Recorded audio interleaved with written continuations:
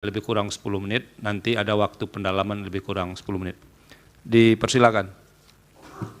Bismillahirrahmanirrahim. Yang saya hormati, Yang Mulia Ketua dan anggota Majelis Hakim Konstitusi, yang saya hormati teman-teman dari pemohon, terkait, dan termohon, serta Bapak Ibu sekalian, Assalamualaikum warahmatullahi wabarakatuh. Waalaikumsalam. Perkenankan, nama saya adalah Marsudi Wahyu Kisworo, dan seperti disampaikan oleh pemohon tadi, 2019 saya juga ada di majelis ini menjadi saksi ahli waktu itu soal situng. Mungkin beberapa hakim konstitusi yang 2019 menyidang waktu itu sempat lihat saya atau mungkin masih ingat saya begitu. Nah, Bapak Ibu sekalian dan majelis yang mulia, saya diminta oleh KPU untuk memberikan sebagai ahli, pendapat ahli mengenai Sirekap. Nah, di presentasinya bisa ditampilkan? Mohon izin menampilkan slide. Jadi, kenapa? Ini setiap tahun sejak 2004, ketika pertama kali teknologi di komputer digunakan, itu selalu sistem perhitungan suara digital itu selalu dipermasalahkan. Terakhir kemarin 2019 dan sekarang terulang lagi. Padahal kita semua tahu bahwa kalau kita lihat pada peraturan perundang-undangan bahwa suara yang sah itu adalah perhitungan suara berjenjang. Artinya apa? Ekstrimnya seandainya Sirekap itu tidak ada pun, sebetulnya tidak ada pengaruhnya terhadap perhitungan suara. Karena kita lihat dalam perhitungan suara itu seperti apa. Tapi karena sudah dipermasalahkan berbagai macam masalahnya, maka izinkan saya nanti menyampaikan apa yang saya lihat tentang Sirekap ini. Saya memang Sirekap ini tidak terlibat dalam pengembangannya, karena kalau 2019 saya hitung masih banyak terlibat, tapi 2024 saya agak agak naik gunung begitu, tidak turun gunung lagi, tapi karena masalah-masalah ini kemudian saya terpaksa untuk melihat seperti apa. Nah, informasi tentang Sirekap saya lebih banyak dapatkan dari teman-teman dari developer, sehingga nanti kalau ingin tahu tentang dalamnya Sirekap, Bapak, Ibu, dan Yang Mulia bisa mendalami dari developer. Nah, Sirekap itu apa sih? Jadi saya ambil dari undang-undang, dari peraturan KPU nomor 66, sebetulnya Sirekap itu adalah sarana untuk, pertama adalah publikasi hasil perhitungan suara dan proses perhitungan suara. Jadi publikasi dari kedua hal ini, tapi serta juga alat bantu untuk rekapitulasi. Jadi dia adalah alat bantu. Nah, arsitektur Sirekap sendiri itu terdiri dari dua. Jadi yang mana dipermasalahkan nanti harus jelas. Ada dua, yang pertama Sirekap Mobile. Sirekap Mobile itu adanya di HP. Itu aplikasi yang kemarin ditampilkan itu ada semuanya Sirekap Mobile itu. Yang ada di KPPS. Jadi digunakan oleh KPPS untuk mengupload data, itu adalah Sirekap Mobile. Yang ada di dalam handphone atau telepon selulernya, karena itu ada banyak di sana. Kemudian masuk datanya ke dalam Sirekap Web. Nah, di Sirekap Web inilah kemudian data direkapitulasi dan kemudian ditampilkan di web yang sering kita lihat sebagai info pemilu 2024 itu. Artinya apa? Jadi sebetulnya flow-nya adalah data itu masuk dari Sirekap Mobile. Kemudian Sirekap Web tugasnya adalah lebih kepada untuk melakukan konsolidasi, rekapitulasi, dan sebagainya, dan kemudian melakukan virtualisasi atau mengekspor datanya ini ke web, dan kemudian kita bisa lihat tampilannya di web. Nah, Yang Mulia dan Bapak Ibu sekalian, problem pertama dari Sirekap Mobile, jadi supaya clear saya sebut sebagai Sirekap Mobile, dia mengambil data dari form C1 hasil, yang isinya dibuat dengan tulisan tangan, menggunakan teknologi yang namanya Optical Character Recognition atau OCR. Ini adalah sebuah perkembangan kemajuan dibandingkan situng dulu. Kalau situng dulu itu angkanya di entry manual, sehingga bisa timbul kehebohan seolah-olah ada kesengajaan entry yang dinaikkan dan sebagainya. Maka teman-teman developer untuk Sirekap ini menggunakan secara otomatis. Jadi tulisan yang ada di C1 hasil itu di-scan, kemudian di-capture, kemudian dirubah menjadi angka. Nah, disinilah problem pertamanya muncul. Pertama, karena tulisan yang ada di form C1 itu tulisan tangan, dan kita tahu semua bahwa tulisan tangan tiap orang itu beda-beda. Apalagi tulisan tangan di 822.000 TPS yang pasti orangnya berbeda dan tulisan tangannya bisa berbeda. Ada mungkin di KPPS yang mengisi ini tulisannya bagus, mudah dibaca. Tapi mungkin juga ada sebagian besar juga yang tulisannya kurang bagus. Bahkan yang tulisannya jelek. Saya sendiri termasuk orang yang tulisan tangan saya itu sulit dibaca. Nah, sebagai contoh, tapi mungkin juga ada sebagian besar juga yang tulisannya kurang bagus. Bahkan yang tulisannya jelek. Saya sendiri termasuk orang yang tulisan tangan saya itu sulit dibaca. Nah, sebagai contoh, kita lihat di sini, dalam menuliskan angka saja, itu stylenya bisa beda-beda. Ada menuliskan angka 4 dengan kayak kursi terbalik, atasnya terbuka, tapi ada juga seperti yang di pojok sebelah kiri, 4 itu tertutup atasnya. Demikian juga angka-angka lain, 1 ada yang menggunakan, ada yang pakai topi dan sepatu, ada yang cuma garis saja. Nah, karena itu, optical character recognition itu, kalau di laboratorium, itu akurasinya masih sekitar 99%, jadi masih ada kemungkinan error 1% di sana. Tapi kalau dipakai di lapangan, itu bisa lebih rendah lagi. Nah, paling tinggi itu sekitar 92-93%. Jadi ada kemungkinan 7% salah ketika OCR ini merubah gambar menjadi angka.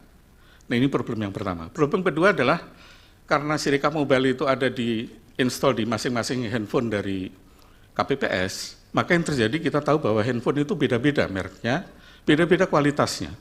Ada handphone yang kualitas kameranya sangat bagus, ada handphone yang kameranya sangat kurang bagus. Resolusinya juga beda-beda. Nah, akibatnya terjadilah seperti contoh di atas di layar, itu form C1 bisa beda-beda, kualitasnya ada yang gambarnya jelas, ada yang buram, ada yang remang-remang, ada yang warnanya jadi putih, ada yang warnanya kekuning-kuningan, begitu.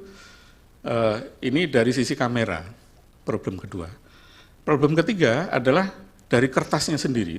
Kita lihat contohnya di yang form C1 yang di kanan itu kertasnya terlipat, sehingga ketika terlipat ini bisa menimbulkan kesalahan interpretasi oleh OCR ini. Karena OCR ini bukanlah manusia yang bisa memperkirakan, dia hanya patuh kepada training data. Jadi sistem AI ini adalah, sistem machine learning ini, dia diberikan data berbagai macam tulisan tangan, kemudian dari tulisan tangan itu dia pelajari dan kemudian dia bisa melihat ini apakah angka 1, 2, 3, dan seterusnya.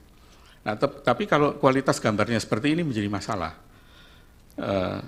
Nah, jadi 3 masalah ini yang menjadi sumber ketika kenapa yang bisa menjelaskan kenapa ketika ditampilkan di web itu antara angka dengan C1 bisa berbeda. Nah, tetapi karena Sirekap ini adalah sarana untuk transparansi, maka ketika terjadi perbedaan dan kemudian terjadi keluhan atau komplain dari masyarakat, KPU kemudian segera untuk mengkoreksi itu, melakukan tindakan korektif.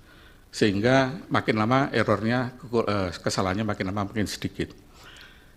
Nah, Bapak Ibu sekalian dan yang mulia, ini juga contoh masih ya. Jadi ini adalah contoh bagaimana ketika kertasnya agak miring begitu, sehingga ketika di-scan itu menjadi tidak akurat angka-angkanya.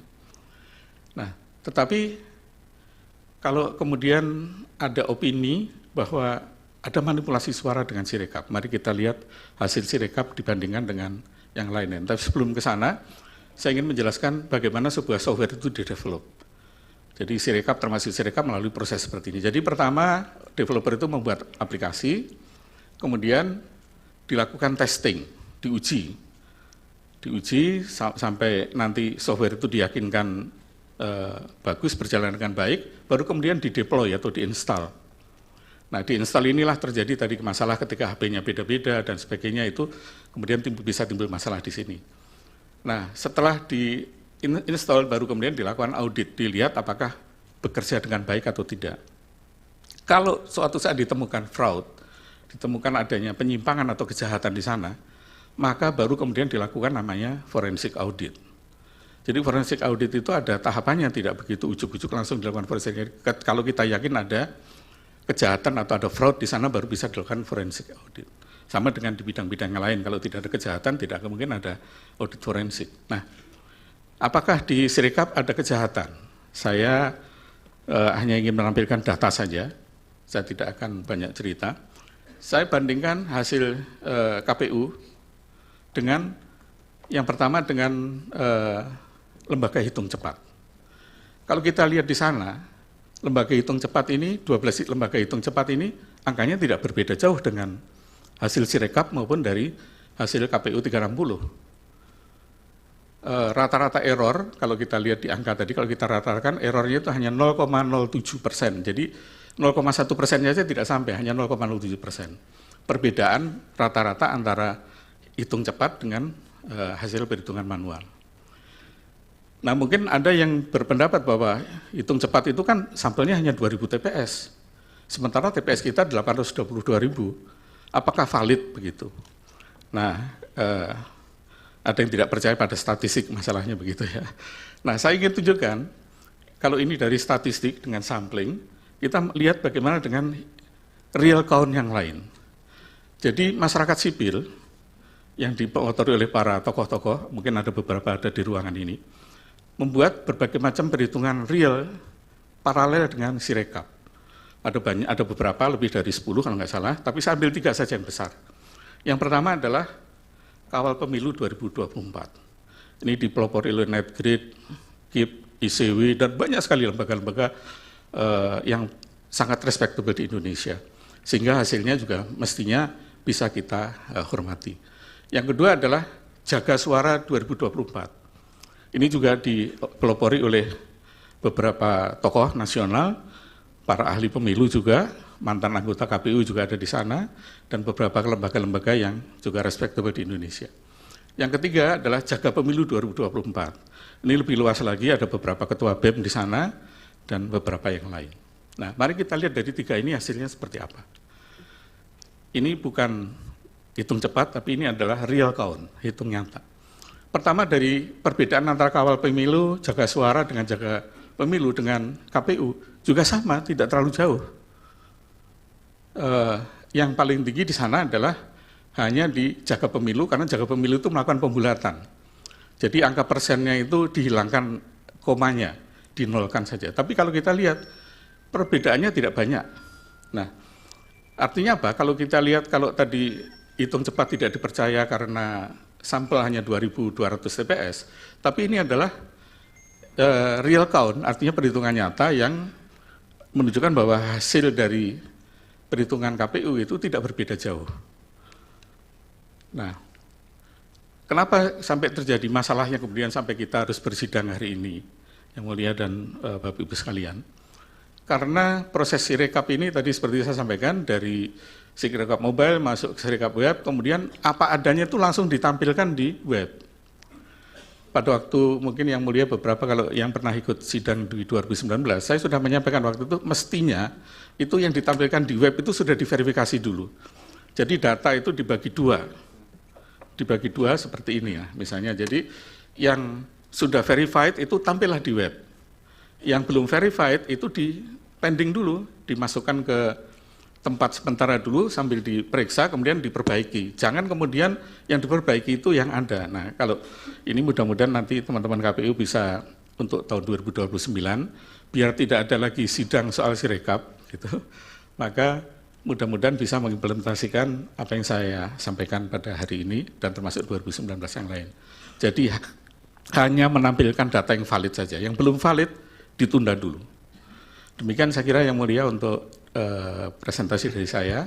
Saya kembalikan pada Yang Mulia. Terima kasih. Assalamualaikum warahmatullahi wabarakatuh. Terima kasih Prof. Marsudi. Silakan.